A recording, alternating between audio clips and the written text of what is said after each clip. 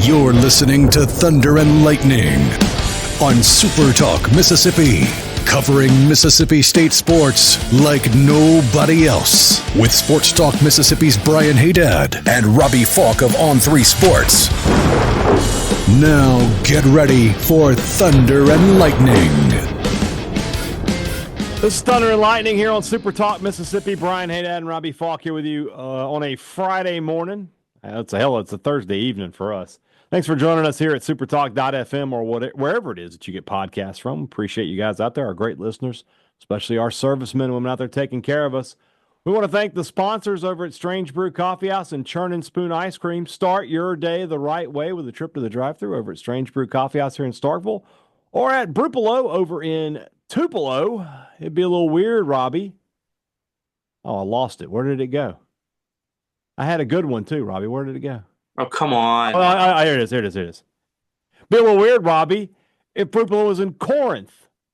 But not the Corinth north of Tupelo, the one in Perry County. There's another Corinth? Yes. What are we doing?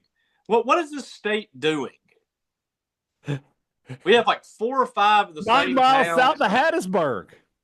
I don't know what's happening here. So you have one in like extreme North Mississippi, and then you have one in kind of extreme South. Almost to the coast, yeah. Crazy. Wherever you are in our great state, you can enjoy Strange Brew Coffee each and every morning. It's a click away at strangebrewcoffeehouse.com. The Mississippi Beef Council wants to remind you that beef, it is what's for dinner. If you're cooking out this weekend, nothing beats the sizzle of beef on the grill. And if you don't want to cook out, you don't have to cook out. Go grab you a steak at one of our awesome steakhouses. We have everywhere in this great state, from the Corinth up north to the Corinth down south, and all points in between. You can find a fantastic steak anywhere in the state of Mississippi. It's not the Magnolia State, it's the Magnolia Steak. That's what we're talking about. Beef, it's what's for dinner. Thanks to our friends, the Mississippi Beef Council. College Corner, collegecornerstore.com is the place to find the maroon and white merchandise that you're looking for. You are looking for it. You need new gear, they've got it at College Corner. 2 locations to serve you in the Jackson area, Ridgeland by Fleet Feet, followed by the Half Shell. You can shop online, collegecornerstore.com. Father's Day is a month away. It is a month from this day. Don't leave Dad hanging. Get him a great gift at College Corner. Restaurant Tyler is Starkville's flagship restaurant for lunch, dinner, or Sunday brunch. The best meal in town is at Restaurant Tyler. Hey, those great steaks I was just telling you about, you can go get you one at Restaurant Tyler. No questions asked. One of the best steaks in North Mississippi. If you haven't had that steak, you need to go try it out. But, of course, dinner at Restaurant Tyler is full of great options. And they've always got great specials as well. I know we've talked about steak, but Robbie will tell you, my favorite thing on that menu is that pork chop, man. That is a work of art. One of the best meals you'll have. If you go get that, you will leave happy. You'll leave happy no matter what you order, though, when you go eat at Restaurant Tyler. Priority One Bank, 16 locations to serve you throughout central Mississippi. Let PriorityOneBank.com be your guide to show you not only where you can find them, but how they're going to help you invest and manage your money and prepare for the future. Now more than ever, when you have questions about your money, you need answers, you need them on your schedule, you get it at Priority One Bank. They provide a level of service you can't get anywhere else. Let Priority One Bank make you their priority. Hate to jump right into another ad, but we have to do it because the sign was pretty obvious early in this one for Mississippi State against Missouri, that it was going to be a long night for the Tigers. And the sign, of course, was brought to you by our friends over at Pip Printing and Signs. Your business needs to get the message out. Pip Printing and Signs can help you do that. They've been doing it for 30-plus years here in this state. Businesses just like yours, when you work anywhere, no matter what your product is, no matter what service you offer, if you don't have printing, if you don't have somebody who can help get your message to your customers, you're lost, and you got to have that top-notch printing department behind you. You can have that with Pip Printing and Signs. Give our friend Cam Baker a call today at 601-499-5216. Tell me you heard about it on Thunder and Lightning. You want to do business with a Mississippi State business that's going to keep people coming in to see you and drive repeat customers. That's what Pip Printing and Signs does for you. When you need printing, call Pip today. 3 runs in the first, 1 run in the second, and then off we go. Robbie Faulk and I thought we might have a chance to record a little early when it was 12-1 there in the 6th. State decided they didn't want to do that. They wanted to make it last a little longer. And 25 runs on 23 hits. Hunter Hines with 2 home runs in the same inning. Hold on. I got to know. That's a feat that doesn't happen very often. 2 home runs in 1 inning. How many times has it happened? That's not helping me out. It's probably happened at state before, but I can't recall. It has happened in Major League Baseball 45 times. In the history of the game, 45 times. That's 162 games for each team every year. Every year. Plus 32 teams. How many teams is there? Yeah. I mean, again, you got to go back through that. I mean, we're talking about 130 plus years. No, like 150 plus years of baseball. Brent Rooker has done it. So a former Diamond Dawg has done it. But he did it pros. In the MLB? Yeah. May 4th, 2024, against the Athletics, he hit 2 in 1 inning in the third. Wow. Well, this game will make your head hurt. I don't really know where to start on this. I mean, it was obviously a locked-in Mississippi State offense. Missouri is god-awful. This is one of the worst SEC teams I've ever seen. We must investigate Texas A&M. They had money on that series. Come on, man. That was just a straight-up laying down. I mean, they had 11 – they had 11 hits or 11 runs the whole series. 11 runs. They had 11 runs the whole series. I think they had less than 20 hits. Yeah, that sounds right, yeah. So, in this game, I mean, this pitching staff is atrocious. They threw 234 pitches in this game. Mm-hmm. And they had 1, 2, 3, 4, 5. Hold on. Say that again. They threw 234 pitches in this game. 200. I'm about to do another Google search. You please continue. 137 of those were strikes, so they nearly had 100 pitches that were balls. And somehow only walked 5 guys. This game. You're not going to believe this one. You ready? What? The record for the most pitches. Oh, that's just by one person. That can't be right. Continue. Oh, it is. Nolan Ryan did that. He threw 235 pitches in a game by himself. Well, he probably did that a couple of times. So Kellen Brink, or however you say the guy's name, we knew coming in that this guy's numbers were just god awful, and he kind of lived up to the reputation. He gives up 7 hits, 7 runs, and he struck out 4 guys. State, I thought, saw him pretty well early on in the ball game. And their defense was not very good either. But I thought just from the beginning, State's offense was locked in. That they were ultra aggressive in this game for the most part because they struck out 14 times. But you look at it, and these numbers are just mind-boggling. You have 3 guys with 3 hits. You have another 4 guys with 2 hits. And you had 3 guys with 2 home runs. Reed Stallman came off the bench and hit 2 home runs. Ace Reese hit 2 homers. And Hunter Hines hit 2 in 1 inning. And, of course, ties Rafael Palmeiro's record for home runs hit in a career now with 67, which, regardless of what you think of Hunter Hines, that is a special accomplishment. Yeah. That he's been able to do this. And Rafi and Will Clark, they played in less games. They only played 3 years. I get that. And they were on more decorated teams. But Hunter Hines has earned his spot in that grouping from as far as home run hitting. Now, he's not the hitter that those guys are, but a pretty special run that he's been on in his career now to get to 67, and hopefully, maybe he'll break that record too. But this was just insane. I mean, the game, you get up 12-0, you feel like you're about to rule them. You bring in Stone Simmons, he can't get the job done. Kevin Manell was worse, and in an inning and 2/3, you go from we're about to get a run rule here to, oh my gosh, you're about to have to use your best bullpen pitchers to win this game. Yeah. And luckily the offense was just like, nah, we're not going to do this tonight, which they've done that a couple of times. They've just kind of carried the team here during this stretch that you've had some really good starts.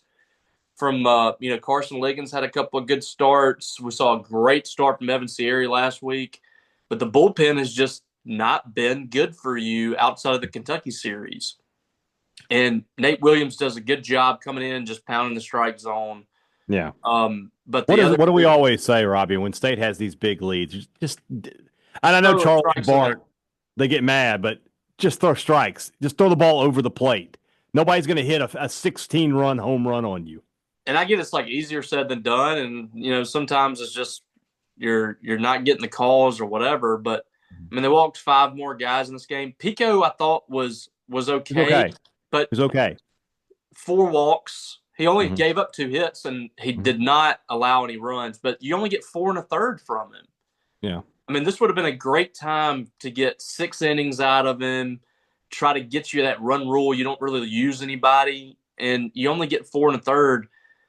It feels like he desperately needs a week off, right? Like, yeah, they really need to just not pitch him in the tournament. But he'll probably. I mean, he won't pitch until Friday of the SEC tournament, right? I mean, I don't know if State's going to make it to Friday. And here's the thing: and it doesn't matter. Said he doesn't need to pitch no matter what. If it gets to Friday, I promise you, as a Mississippi State fan, you're going to say, "Please pitch Pico." Yeah, because that boy, you want to win the tournament. Yeah. If you're in position to go win a championship, you go get a championship.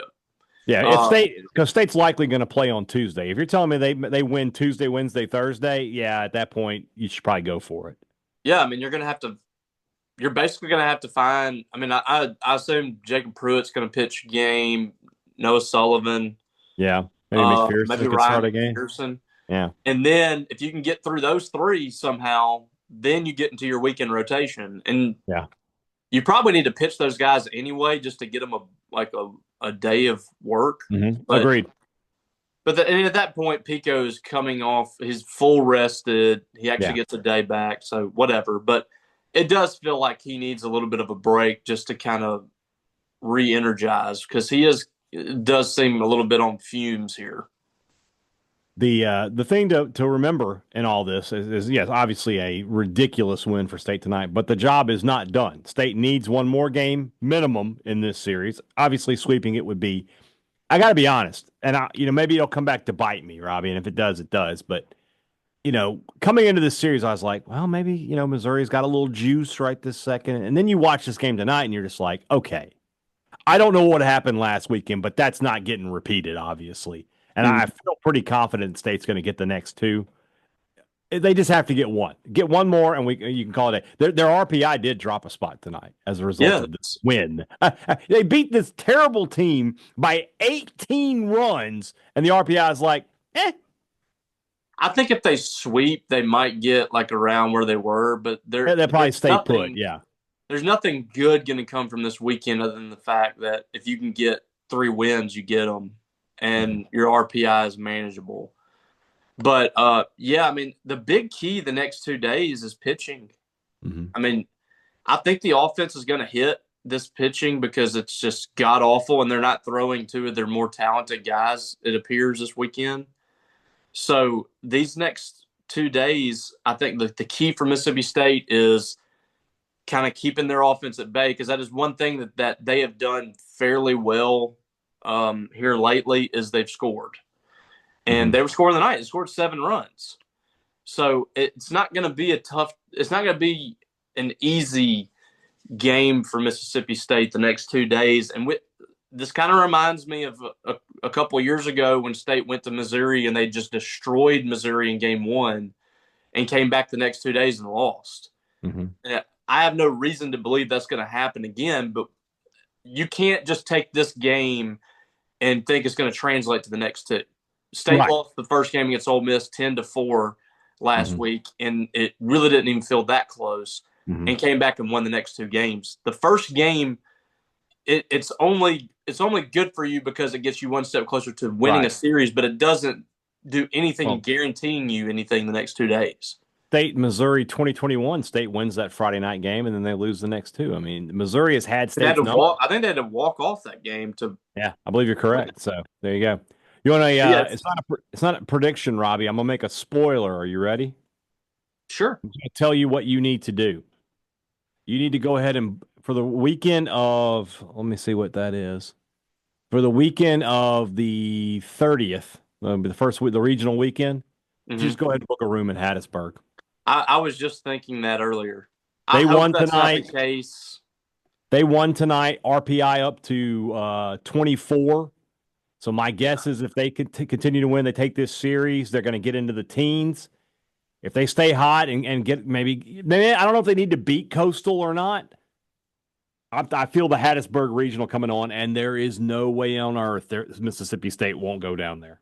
Maybe Ole Miss goes down there as the 2. I don't know. Ole Miss getting a win tonight probably helps their cause to avoid that, but they just went there 2 years ago or 3 years ago for the Super Regional, though. Yeah, I just if State or Ole Miss is going, if there's a Hattiesburg Regional, State or Ole Miss will be there. I like Hattiesburg. I love Hattiesburg. I would like to go somewhere else, but feel it. I feel like that's probably going to happen too. I've been feeling that as well. I think it's either going to be Hattiesburg or Tallahassee. It feels like. See, LSU lost. They did on a wild Carolina. Oh, I didn't know that. I just knew they lost. A walk-off wild pitch. A walk-off wild pitch. Hilarious.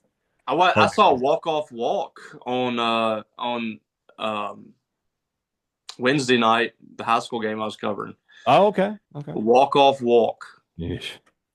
So, all right. So Bulldogs now on the season, 32-20. They've won 7 of 8 since the coaching change, and they'll look to wrap up the series tomorrow. 6 o'clock first pitch. Evan Sierra on the mound for the Bulldogs. Don't know if you saw this. Our buddy Steve Robertson reported this though that Missouri going TBD these next 2 games. They're saving their top arms for the tournament. Sure. Why not? I mean, I get it because their only way to go to the NCAAs is to win the SEC tournament, right? Yeah. So, why not pitch your best guys Tuesday, Wednesday? And like you mentioned, we talked about Sam Horn. They're not pitching him this weekend. Sam Horn is probably their most talented guy. And then the other guy, I forget what his name is. He's our usual starter. Will Libbert. He's another freshman lefty. Yeah. So they got 2 freshman lefties they've been bookending with Kellen Brink and Libbert. Mm-hmm. And Libbert's probably been their best guy, like numbers-wise, but Sam Horn is their most talented pitcher, and hasn't pitched beyond, I think, 3 1/3. Mm-hmm. I would have expected them to stretch him a little bit this week, but he hasn't thrown a lot of pitches since coming back from Tommy John. So he probably would have been a little limited this week anyway. But, yeah, I mean, this weekend doesn't mean anything for them. Mm-hmm. They could go 3 and what would 27. It be, 27? Yeah. They could go 3 and 27. The only way they're getting in the tournament is if they win the SEC tournament. Exactly. They could win these 3 games. They could have, if they had swept. It wouldn't mean anything. It wouldn't have meant anything. They still have to win the SEC tournament. So, yeah, we'll see how it all pans out. Before we switch gears here, Robbie, you had an update on the coaching search. I'm less interested in the names because the names at this point are kind of the same. It's still Wes Johnson and Brian O'Connor at the top. Butch Thompson is still in the mix. Mark Wazakowski has been mentioned at this point. I feel my conversation with Aaron Fitt, he felt he was, if you listen to that interview, and I don't know if you have or not, I don't know if pushing is the right word, but he felt very confident that if offered, Mark Wazakowski would be the next coach at Mississippi State. So that's why I thought it made sense to put him on the hot board I threw out this morning from SuperTalk. What I wanted to ask you about, though, is the sources you've talked to, you get the impression, I'm not putting an assistant back on a hot board at this point. I feel like it is a done deal that State's going to get a head coach. But the commitment to Mississippi State has always been a program that's been committed to baseball anyway, but it feels like that's really going to be the case now in this hiring cycle, that State is really going to start putting forth a lot of resources into baseball, maybe more than they ever have before. Yeah, it feels that way. I think Zach Selman, he realizes kind of what they have here. And, for Zach Selman, I think it's a situation was like, well, everybody's talking about this is a blue blood sport at Mississippi State, and we're elite and all this stuff. People have said that. We have the resources, we have the fans, we have the stadium. We need to act like we need to go hire someone that says that. Mm-hmm. And so that's kind of the challenge with this search now is, can you go out there and get a guy that you haven't been able to hire before? Mm-hmm. Because Mississippi State has not hired a guy like that before. We had that discussion on the emergency pod that we put up right after Chris Lemonis was fired, and I said on that podcast, you can go back, it's not realistic for Mississippi State to hire someone that you would consider elite, mm-hmm. because for one, it's been tough to pull those kind of guys. But secondly, Mississippi State's never done it. So why would we believe that they could now? Well, I believe that this staff is going to do what they can do to go try to get a guy like that. And mm-hmm. whether it's Brian O'Connor or, I don't know if you can consider Wes Johnson an elite guy yet, but I think you can say that he is a very, very good head coach. Yeah. At a place that he can win. And if you pull that, that's a power move by Mississippi State if you were able to pull him. Right. So I wouldn't put him in the same category as Brian O'Connor as far as accomplishments, but I think they're equally great hires that Mississippi State can make as far as. I feel like the statement is as big. Yes. Because Wes Johnson is at a place that if they want to, Georgia could pour in the resources into baseball. They have the revenue. They could get some people to pour in some resources, build a nice stadium, maybe not top 5 or anything like that, but they could be a very competitive program from a resources standpoint. And, of course, where they are from a recruiting standpoint in the state of Georgia is per capita, it's a very strong baseball state. Oh, yeah.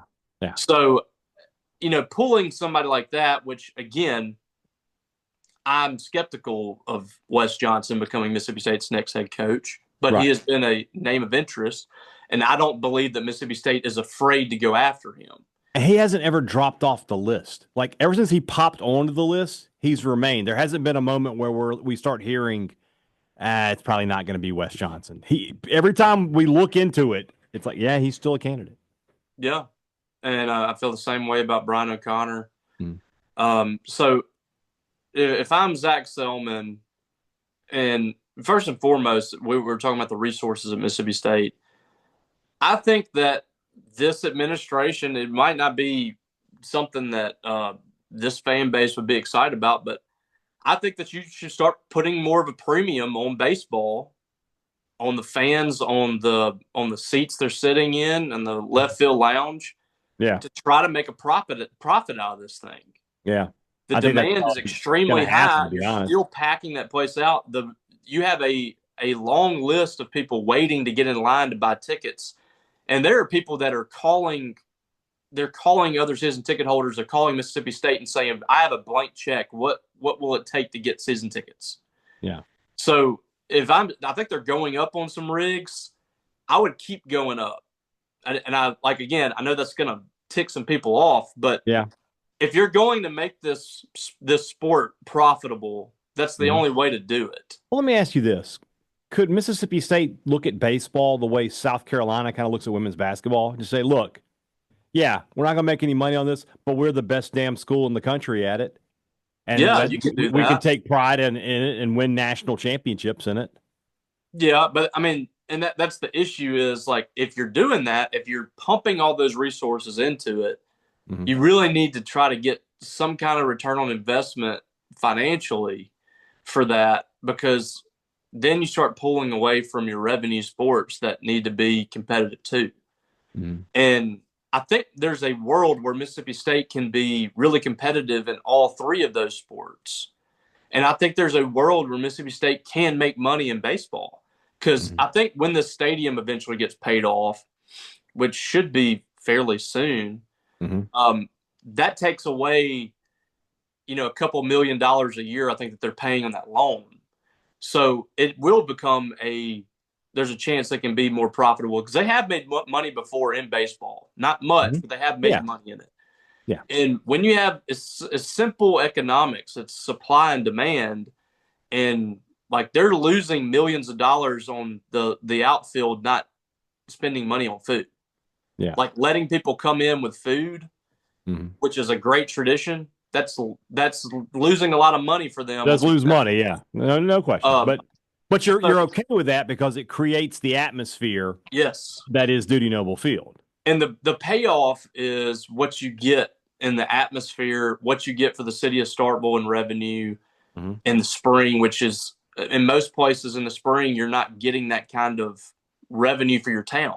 Kroger and the neighborhood Walmart are making plenty of money. Don't worry about them. Oh yeah, I'm sure they're doing fine. But I'm just saying, like, I think if you're going to do this, if you're going to go all in and try to get the best coach available, there might come a time where it becomes a lot more difficult to get a ticket to these games, or the prices start rising up, and that's simple supply and demand, like I said. Yeah, no question. And that's why I think, like, there's a compromise there for Zach Selman. When we've talked to him before, and he candidly had a conversation with us where he said, look, I realize baseball's big here, but we have got to get football and basketball rolling. Right.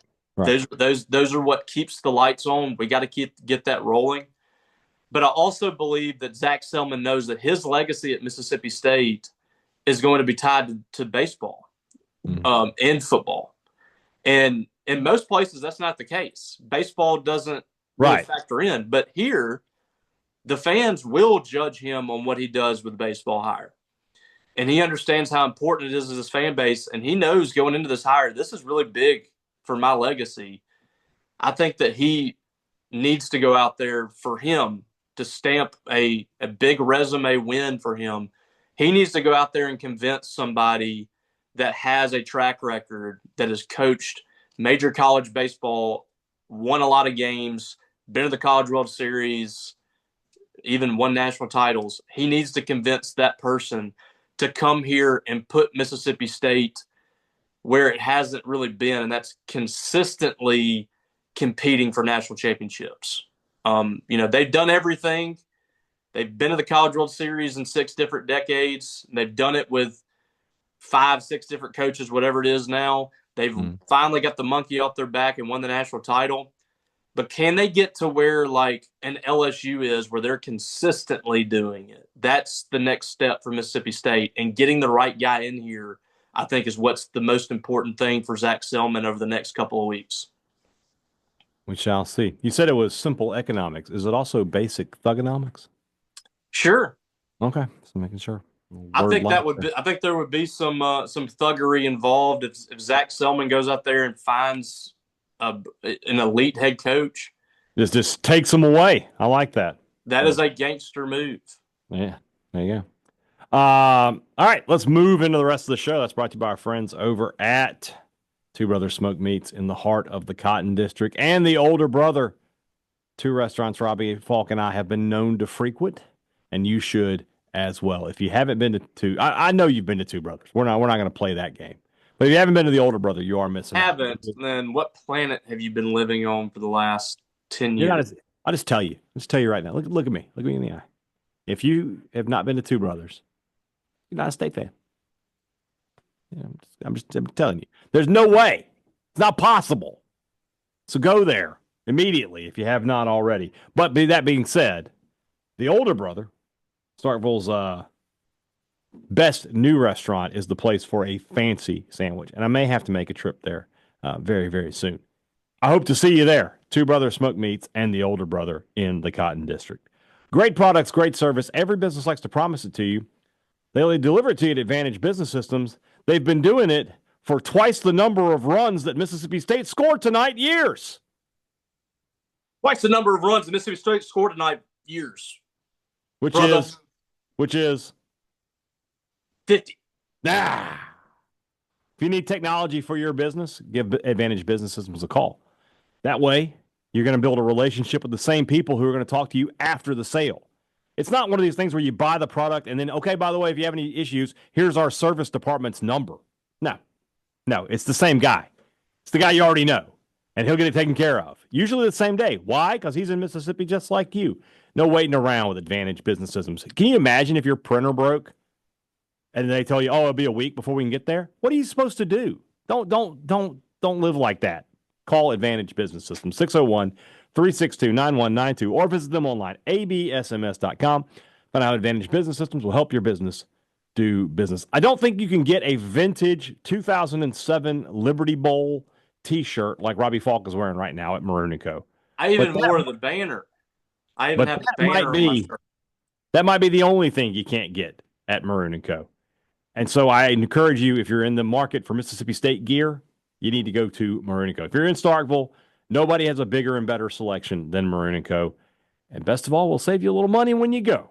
Thunder15 is the promo code. Apparently, it works on Yeti suitcases. Learned that yesterday. So you can save 15% off on that or on anything else. Yeti suitcase? I didn't, but our friend Shane Reed did. I had no idea there was a Yeti suitcase. Keeps I thought everything. those were just like cups. Well, I knew they make coolers.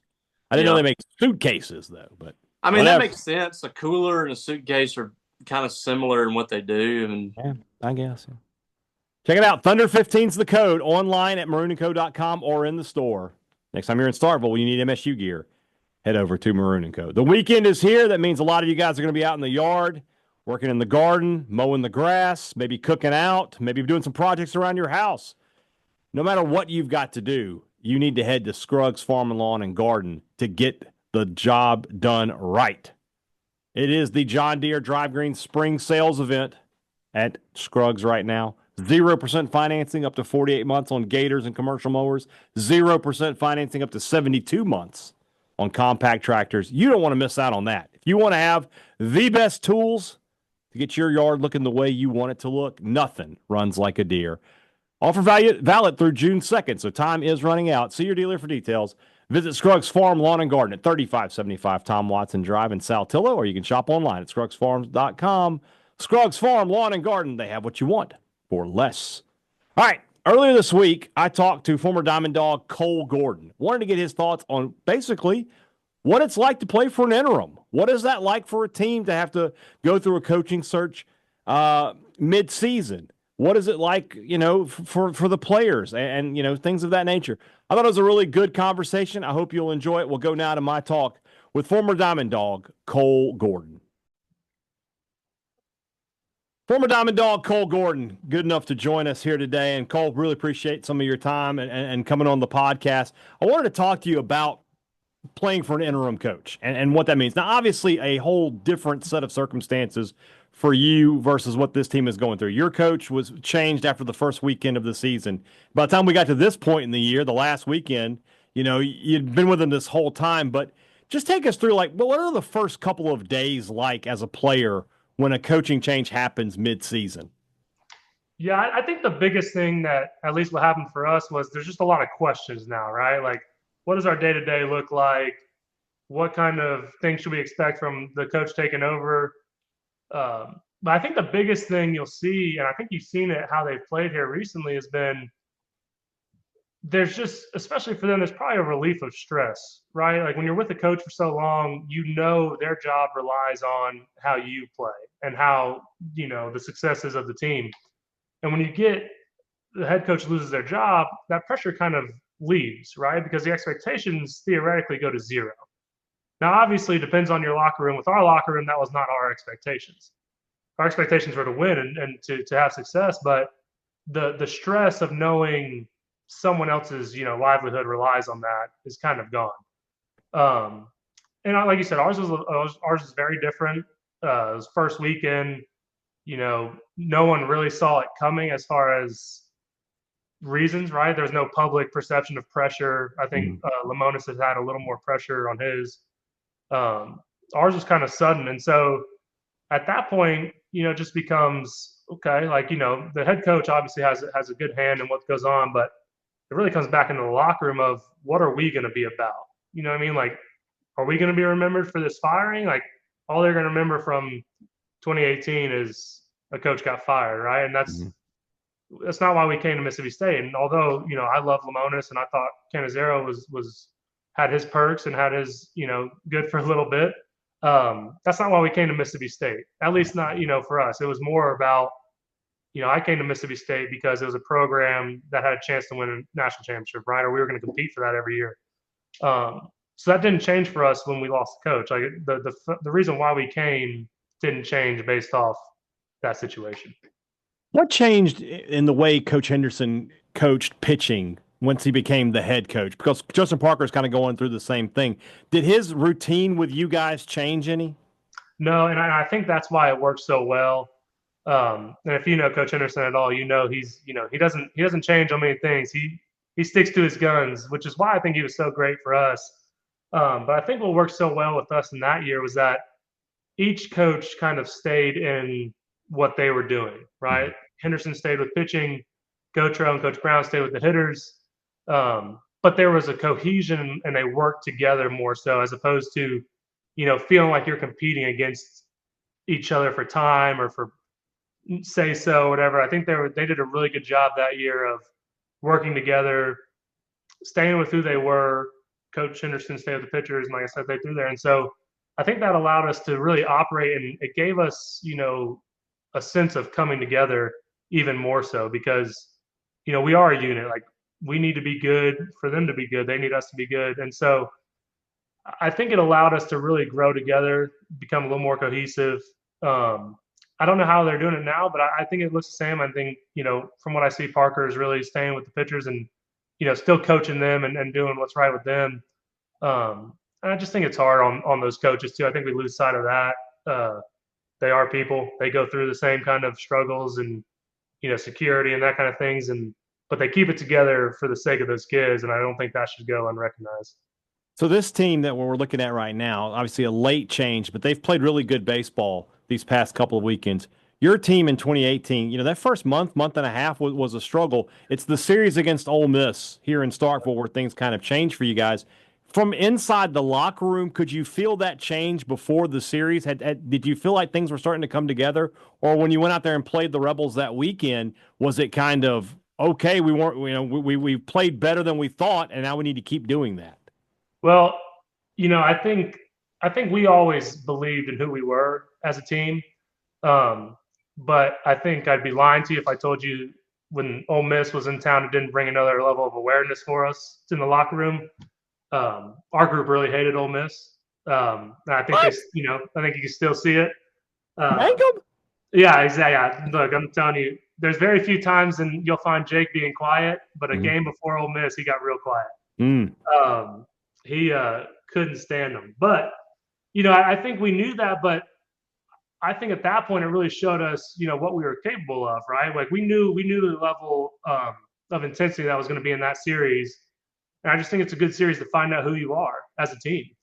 And I think this team has kind of done the same thing, right? Ole Miss came in as a ranked team, good team. But we're talented. I mean, to think that this team they have now is not talented would be idiotic. I mean, they're very talented. You can see it riddled across the entirety of the team. But now there's a sense of you feel like a release, playing free, and I think that's kind of where we were in the same boat. It was, hey, what do we have to lose? Like we know we can play, we know we're good. Let's just go out there and do it. Like we're here, right? Like all this talk that's going on outside of the program is one thing, but we know who we are in this locker room, and now we just get a chance to go show it freely, right? We get to show the competitors we are, and how much Mississippi State means outside of just the people who are in there right now. One big difference between the 18 team and this team is this final weekend for them, they're playing the worst team in the conference. Now, I know Missouri swept last weekend, but they're 3-24. State just wins the series this weekend. They're in good shape. You guys are playing the number one team in the nation. And you basically had to sweep. I think maybe even to make it to Hoover, but certainly to make it to the NCAA tournament. Take us back to that weekend and how much enjoyment you had to take from getting that sweep. Yeah, and I grew up in Florida, so I didn't really much like them either, and so that made it even more. Who do you like, Cole? Gee, not many people we played against. There's not many people we played against. I love everybody here. Yeah. But no, that was. That's the same thing. You get in the locker room, and it's just you got to decide, like, what are you going to be about? Like, are you going to lay down and let this, just be a victim of your circumstance, or are you going to really try to step up on the gas and step up to show who you are? And I think as a whole, that's what you saw from that whole team. People stepped up that, haven't had that much success. People who had had success continued it. And so I think, and that's what you see now, this team that's playing currently is, some games we were in almost all those games that we lost earlier this year. And I think some of those games are lost in that tension and in that locker room. And I think you're starting to see that locker room kind of come more into who they are now, who they truly could be. And that's what we had. We had good leaders on that team who weren't willing to let the team quit, right? Outside of the head coach leading and stuff like that, I think you have to have good leaders in the locker room. And I think we had a lot of that of guys who weren't willing to just throw it in because we lost the coach or throw it in because we weren't supposed to be good, right? Like we were fighting to get into Hoover at that point. And I think it's just, that's the difference is, do you want to be the team that fights and, does more, or do you want to be the team that lays down and lets your circumstances dictate who you're going to be? Let's look ahead for Mississippi State because they are going to hire a new coach. You had to go through that as well, and Coach Lemonis comes in, your last year at Mississippi State. What is a coach's first meeting like with a new team? What do you remember from Lemonis and his first message to the team? And, what is that moment like where you meet this guy who's going to be your coach for the next season? Yeah, it's a little scary, especially as a player, because when a new coach comes in, they don't know who you are, right? As a person, they might know you vaguely as a player, but they really don't know. And so you kind of feel like you've lost a little ground of what you've been working for. So I think that first meeting, I think what Lemonis did such a good job was he really brought in that security, right? Hey, this is who I am. This is what I'm going to stand for. We are going to be this Mississippi State program, right? Like, we are going to build it into what we want. So, we need to be here working together. So I think it's that security aspect of, understanding who you are, what you expect, expectations from me. So we're not flying in blind. And I think that's just such an important piece to make sure that team and that locker room doesn't unravel in that process. And I think the same thing with the interim coaches doing it now. That was the main thing Gary said was, hey, look, we all know who we are. We all know what we can do. We're going to keep working, right? The work doesn't stop. It's not like we're going to halt everything, completely over change and all that kind of stuff. We're going to keep marching on. And, with new coaches, they have their own way of marching on. But the process and how it works stays the same. We're ultimately all working towards the same goal, no matter what program you come from, no matter what program you're stepping into. The goal is a national championship, right? And so I think as long as you come in and you set that we're still marching towards that, but this is how we're going to march, I think everyone can basically figure out how they fit into that role and what's best for the program. All right, last question. Do you still own the bandana? So I actually gave the bandana to Andrew McCall when he was going through the cancer, but I have a older version of one. It's still hanging up in the house I lived in college. So it smells like beer from getting dumped on and everything like that. So we took the 16 victory lap and we did that. It got really gross, and I never washed it. That was the good luck part. Yeah. Call it gross, call it superstitious, or both. But do you think your wife would ever let you grow the hair back out? She actually caught a lot of flack for making me cut it in the first place. But the real reason was, as I was hitting, I think $120 at the time, and you can't really have a mullet and be hitting 120. So I had to mix up some mojo in some way. But she caught a lot of flack for it. She's, bless her heart, she's a little too open on what she allows me to do with my style, and we all know that can't be good. So she puts up with a lot more than she probably should. I bet she does. Cole Gordon, appreciate your time, man. Thanks for coming on with me. Thank you. I know you haven't listened to it, Robbie, but he no longer has the bandana, but he has another bandana. The American flag bandana? Yeah. Doesn't have the original one anymore. I miss that greasy mullet of his that he had his freshman year. He's not allowed to have that anymore. He was a much better player later on in his career, but it just wasn't the same. He was the reverse Samson. Imagine he gained strength when he cut his hair. Imagine when he came in that game, I think it was at Vanderbilt in 2018, to help Mississippi State get to the College World Series. And he had that mullet. Oh, my God. On the mound. Yeah. We saw it against, I think it was Ole Miss. Yeah. In 17. Mm-hmm. He might have had it. By 18, it was gone, yeah. Yeah. I miss it. Cole's a great guy. You know what his walkout should have been? I believe his walkout was the Immigrant Song. I believe that's right. But you know what it should have been? Correct. I can't remember. With the mullet, you know what it should have been? It should have been Your Favorite. American made. It should have been. The Imagine, WCW. they take the picture off the mound, and like I was in here, and you would have been marking out in the press box, man. He's American made. You would have lost it.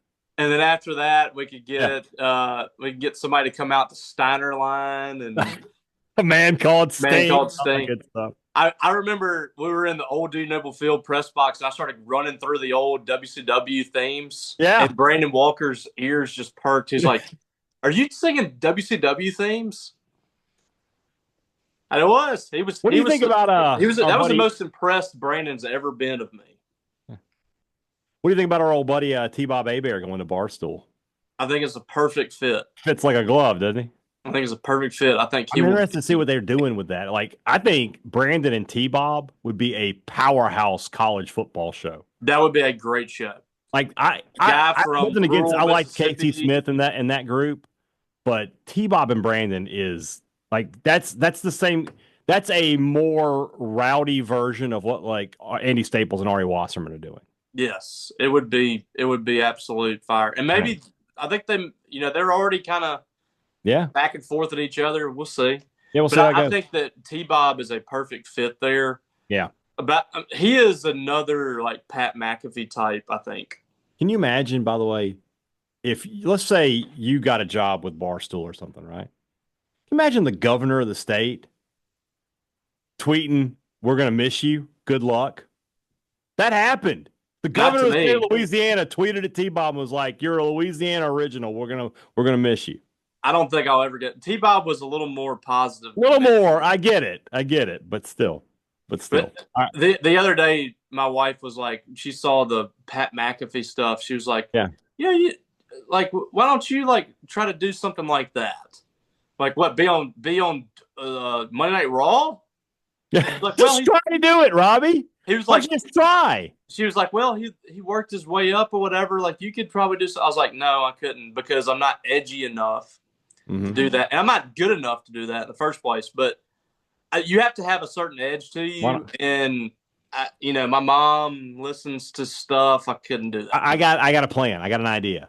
When next time you're in the studio, I'm going to chop you the way Gunther chopped him. And it will take off from there. It's kind of like, when you go to police academy, you have to get like pepper sprayed and stuff. Yeah. Like for me to go to WWE, I have to get slapped in the chest with. I'm a big show with a meat pan straight down on you. All right. It's kind of like those things that you tell me all the time. Like, hey, I'll give you $10 if you do this, and it's like incriminating. Like, oh, the $10 is going to bail me out of jail. Thanks a lot. I'll give you $10. If you tweet that person and tell them that they should die, One day you were like, if you just like, I'll give you $20 if you just go punch that person in the face. Like, oh, that's going to be great. I got your $20, but somebody else came after me and tried to kill me. I had a friend. We all had a friend in college or whatever, or in high school that would do anything for money. I was kind of hoping you could be that guy. I know a guy, God rest his soul, for $20, he ate the contents of an ashtray. What? Yeah. I've done stuff like that before. Back in the like late 90s, $20 went a lot further. I got to say that. Was it Tommy Dreamer? No. I don't know the innovator of violence personally. No. I used to do that stuff for attention. Well, remember the story I told the other day where I slid on the concrete? Yeah. That I did that just for everybody to laugh at me. Okay. All you had to do was open your mouth. We would have just laughed. Yeah, I was searching for love in all the wrong places. It happens. All right, we'll be back on Sunday to wrap everything up, and I'll talk to you guys then. For Robbie Faulk, I'm Brian Hadad. Thanks for listening to Thunder and Lightning here on SuperTalk, Mississippi.